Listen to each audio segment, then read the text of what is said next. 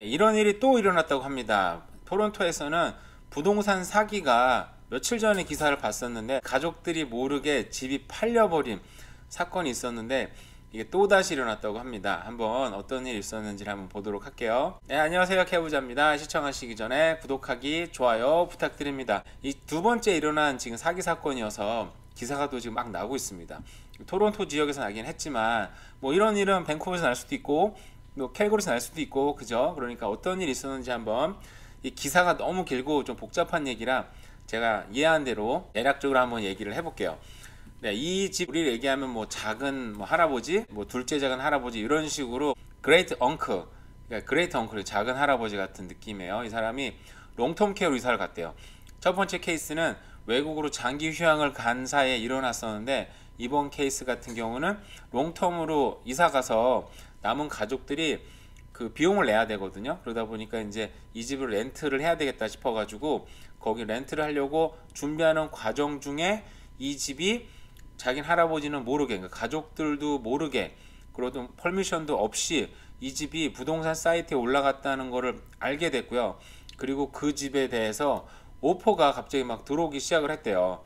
그 온라인에는 이 집이 1.3 밀리언, 그러니까 뭐 13억 정도에 내놨는데 실제로 오퍼는 막 1.9 밀리언까지 거의 20억 가까이 오퍼를 받기도 하고, 이런 일이 막 일어나서 다행히 이 집은 이런 일이 막 진행되기도 전에 신고를 해서 맡게 됐대요. 근데 그 사기꾼들도 그 리얼터를 2명을 고용을 해서 정식으로 일이 진행이 되고 있었다는 거죠. 여기 사진 보니까 이 웰시 패밀리 가족이 나왔네요. 그래서 다행히 이 집은 이제 중간에 맡게 됐었는데, 첫 번째 집은 그 주인들이 장기로 이제 해외로 베케이션을 간 사이에 일이 다 진행이 돼서 돌아와 보니까 그 새로 이사 오려는 사람들이 돈을 이미 낸 거죠. 그 사람들 돈을 이미 내 가지고 들어오려고 준비를 하던 과정 가운데 이제 알게 된 거예요. 그래서 집주인은 그 집이 팔린 게 아닌 거잖아요. 가짜로 팔린 거니까 뭐 손해 본 건 없는데, 그 집을 살려고 내놓은 사람들은 당연히 뭐 돈을 냈고, 그 변호사나 이런 사람들이 다 검증이 안 된 상태로 돼서 여기서 지금 문제가 제기된 게, 과연 이 부동산 업계는 이런 아이디를 제대로 파악하고 일을 진행을 하는 거냐, 이 문제가 제기가 됐어요. 여기 보니까 중간에 보시면 이 사람들이 가짜로 낸 서류들인가 봐요.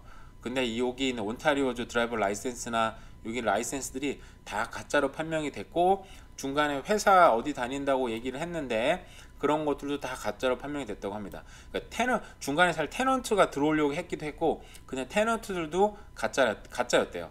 그래서 테넌트가 낸 서류들이나 이런 것도 다 가짜였고, 그 리얼터들은 진짜였죠. 진짜 고용이 돼서 일을 진행을 했던 건데, 그러니까 그 리얼터들도 집을 판매하는 사람들, 제대로 이 집의 주인인지도 제대로 파악이 안 된 상태로 일이 진행이 됐던 거죠.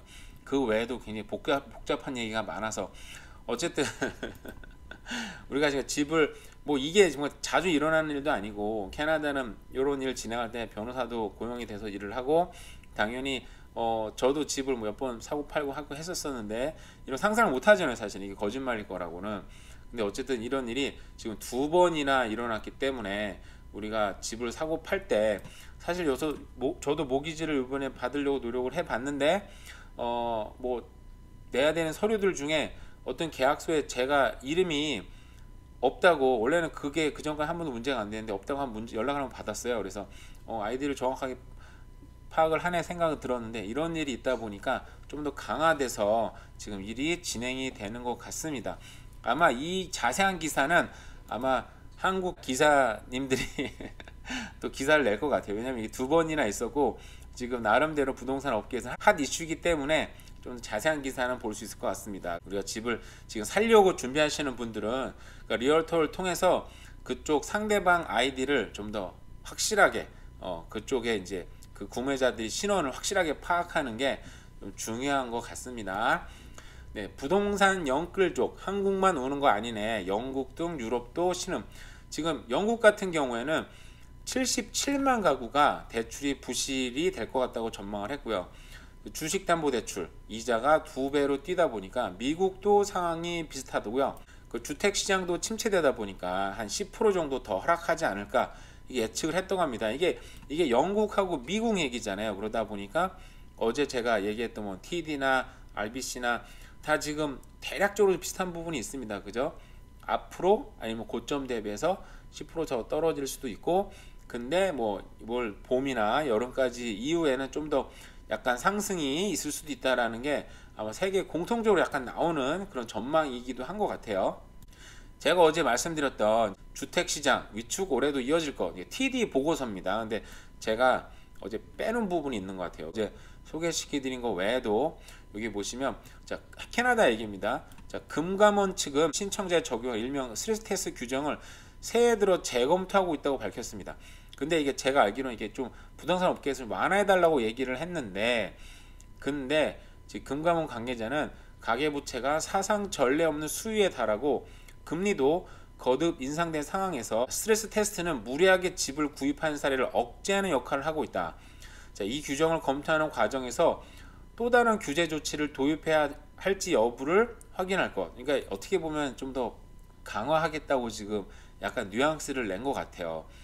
부동산 업계에서는 이것 때문에 집을 못 사니까 좀 완화시켜 달라라고 얘기를 했는데, 오히려 금감원 측은 긍정적인 면이 있으니까 오히려 규제를 좀 더 해야 될 것 같다라고 얘기를 했다고 합니다. 네, 그럼 어떻게 보면 집 사기가 앞으로 더 힘들어질 수도 있는 부분이 있어요. 그러니까 이건 잘 좀 생각을 하시면 좋을 것 같고요. 미국 물가가 확 꺾였다고 합니다. 확 꺾여봤자 7.1%에서 6.5%. 근데 이것도 굉장히 큰 거죠.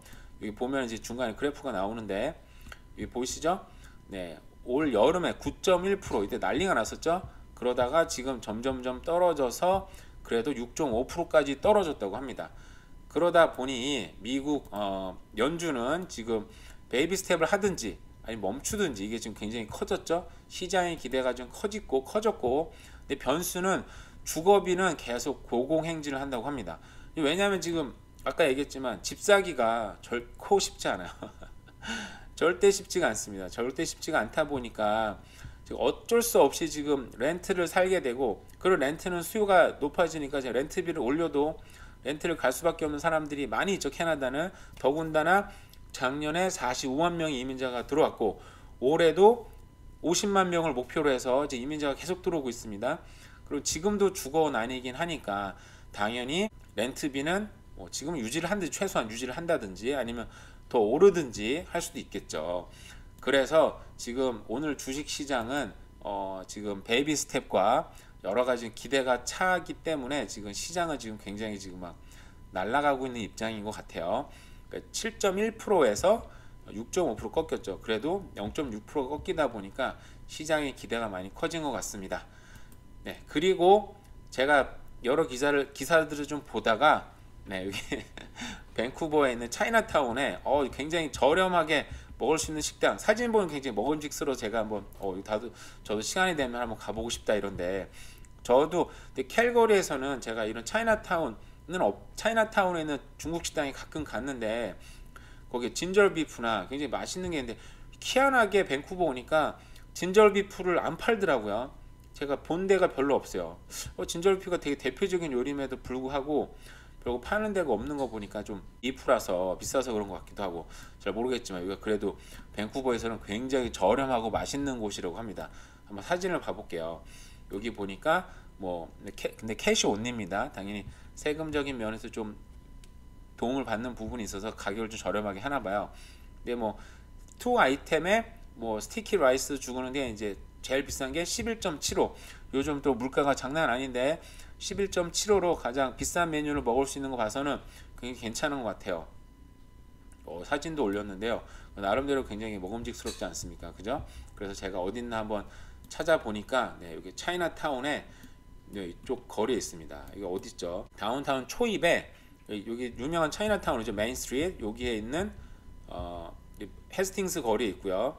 그리고 여기 안쪽으로 메인 스트리트 조금 들어와서 이쪽 거리에 있는데요. 거리를 보면 저도 사진 보고 놀란 게 여기 켄트 치킨이요. 켄트 치킨. 켄트 키친.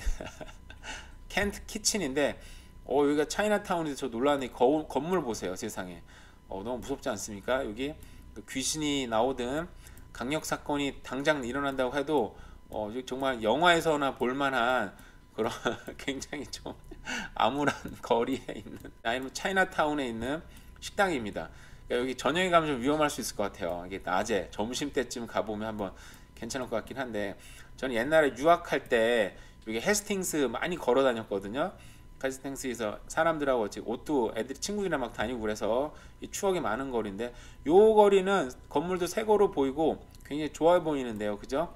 한 블록만 딱 들어와도 네, 이 골목, 네, 어우, 이런 으스스한 골목과 또 이런 또 으스시한 되게 무서워 보이는 이런 건물 사이로 들어가야 되는 추억이 한번 차이나타운 관광으로 한번 가볼 수 있을 것 같아요. 세계 최대 인구 대국은 이제 인도가 된다고 합니다.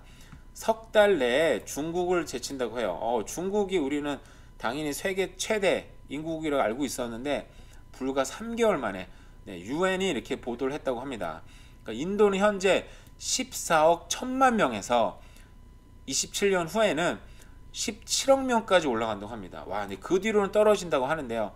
근데 중국은 원래 1등을 굉장히 오랫동안 차지하다가 그 뒤에 뭐 산화 제한, 그리고 중국도 지금 노인 인구가 굉장히 많이 늘어난다고 해요. 그러니까 중국도 경제가 갑자기 확 잘 살게 되면서 애들 적게 낳게 되고 노인 인구는 확 늘어나게 되니까 중국도 요즘에 많은 국가가 한국도 심하게 겪고 있는 노령화, 인구 고령화가 굉장히 심각하게 겪고 있다고 합니다. 이게 우리가 저도 서리에 살고 있지만 인도 사람들이 큰 소리 치는 게 정말 괜한 게 아닙니다. 최대 인구국이기도 하고 그러다 보니까 인도 사람이 많다 보니까 그 인도 사람들 상대로 비즈니스도 많이 되다 보니까 인도 사람들이 국회의원이 굉장히 많아요. 정말 의사도 많고, 사실 우리는 인도 사람 되게 못 사는 사람들 알고 있지만 캐나다에 사는 사람들은 부자도 굉장히 많죠. 그리고 농업해서 사업 성공한 사람도 많고, 그러다 보니까 의사도 많고 국회의원도 많고, 지금 국방부 장관도 인도 사람이지 않습니까? 그리고 각 정당의 수장들도 인도 사람들이 많아요. 정치적 파워로 보면 한국 사람들하고는 정말 급이 안 됩니다. 사실은 인도 사람들이 어떻게 보면 한국 사람을 되게 무시하고 살 수도 있어요. 서울에 살고 있어서 이런저런 생각이 들고, 그리고 제가 이제 광고가 붙은 지 오늘이 3일 4일째 되는 것 같아요. 그래서 제가 나름대로 보니까 정말 커피값을 벌고 있습니다. 네, 여러분 덕분에 감사합니다. 매일매일 뭐 보니까 평균적으로 뭐 1불, 2불 버는 것 같아요. 우리 맥도날드 가면 커피가 1불 정도 합니다. 그죠? 팀홀튼 커피, 스타벅스 커피는 안 되고요. 팀홀튼 커피는 한 2불 정도 하니까 그래도 커피 값은 정말 벌게 됐다. 이게 너무 뭐 베럴된 나띵이지 않습니까? 그죠? 너무 감사드리고, 여기서 좀 더 잘하면 이게 좋게 될 수도 있으니까 저도 열심히 좀 노력을 해봐야죠. 어쨌든 이렇게 커피 값을 벌게 해주셔서 너무 감사합니다. 오늘 비가 내리고 있는데요. 오늘 하루도 좋은 하루 보내시기 바랍니다. 감사합니다.